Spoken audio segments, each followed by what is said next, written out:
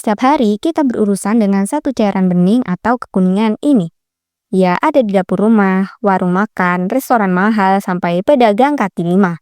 Kita pakai untuk menumis, menggoreng, bahkan kadang cuma buat sedikit minyak aja biar tidak lengket. Namanya minyak goreng. Tapi pernah nggak sih kita berhenti sebentar dan bertanya, sejak kapan manusia mengenal minyak goreng? Dari mana asalnya?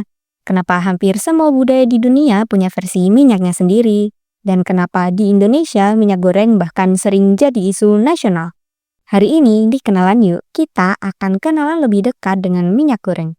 Bukan cuma soal masak, tapi sejarahnya, kandungannya, kelebihan dan kekurangannya, jenis-jenisnya, sampai masa depan minyak goreng di dunia.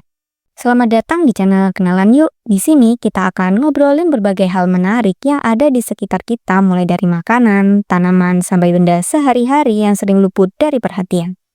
Kalau kamu suka belajar sesuatu yang baru dengan cara yang ringan dan menyenangkan, yuk klik subscribe, like, dan aktifkan lonceng notifikasinya. Manusia sebenarnya sudah mengenal minyak jauh sebelum mengenal wajan modern. Sekitar 5.000 sampai 6.000 tahun lalu, peradaban Mesopotamia dan Mesir kuno sudah mengekstrak minyak dari biji wijen dan zaitun. Tapi menariknya, pada awalnya minyak bukan untuk memasak. Minyak dipakai sebagai bahan obat, ritual keagamaan, kosmetik, dan bahan bakar lampu. Penggunaan minyak sebagai bahan memasak baru berkembang ketika manusia mulai memahami panas dan teknik pengolahan makanan. Bangsa Mediterania, terutama Yunani dan Romawi, mulai menggunakan minyak zaitun untuk menumis dan memanggang. Di Asia Timur, minyak dari biji wijen dan kacang kedelai mulai digunakan sekitar 2000 tahun lalu. Jadi, minyak goreng bukanlah produk modern.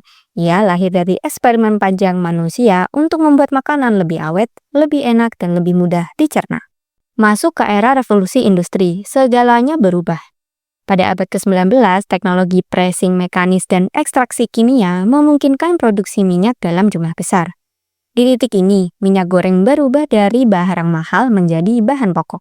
Minyak biji kapas, minyak kedelai, dan kemudian minyak sawit mulai diproduksi massal. Pada tahun 1960-an, konsumsi minyak nabati dunia melonjak drastis karena dianggap lebih murah dan lebih sehat dibanding lemak hewani seperti mentega dan lemak sapi. Saat ini, konsumsi minyak nabati global mencapai lebih dari 200 juta ton per tahun. Dan sekitar 35-40% dari total minyak nabati dunia berasal dari minyak sawit. Secara sederhana, minyak goreng adalah 100% lemak, tapi jenis lemaknya berbeda-beda. Ada lemak jenuh, lemak tak jenuh tunggal, dan lemak tak jenuh ganda. Minyak zaitun misalnya kaya akan lemak tak jenuh tunggal yang bisa mencapai 70-75%. Minyak sawit mengandung sekitar 50% lemak jenuh, sisanya lemak tak jenuh. Selain itu, minyak goreng juga membawa vitamin.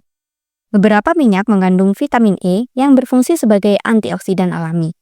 Minyak sawit merah bahkan mengandung beta-karoten dalam jumlah tinggi, sampai 15 kali lebih banyak dibanding wortel dalam berat tertentu. Namun karena kalorinya tinggi, sekitar 120 kalori per sendok makan, minyak goreng tetap perlu digunakan dengan bijak. Alasan minyak goreng bertahan ribuan tahun sebenarnya sederhana. Minyak membuat makanan lebih gurih, lebih renyah, dan aroma lebih keluar. Secara ilmiah, minyak membantu reaksi Maillard, reaksi kimia yang menciptakan rasa dan warna coklat pada makanan. Selain itu, minyak menghantarkan panas dengan baik. Menggoreng membuat makanan matang lebih cepat dan merata. Untuk masyarakat dengan akses bahan terbatas, minyak juga membantu meningkatkan asupan energi karena padat kalori. Tidak heran, hampir semua budaya punya teknik gorengannya sendiri. Lalu kalau ngomongin kekurangan dan risiko, sebenarnya minyak bisa jadi pedang bermata dua. Masalah muncul bukan karena minyaknya, tapi cara dan jumlah pemakaiannya. Minyak yang dipanaskan berulang kali akan teroksidasi dan menghasilkan senyawa berbahaya seperti aldehida. Beberapa penelitian menunjukkan minyak yang digunakan berulang kali dapat meningkatkan risiko peradangan dan gangguan metabolik. Minyak juga memiliki titik asap. Jika melewati titik ini, minyak mulai rusak. Minyak zaitun ekstrak virgin misalnya, punya titik asap sekitar 190 derajat Celcius.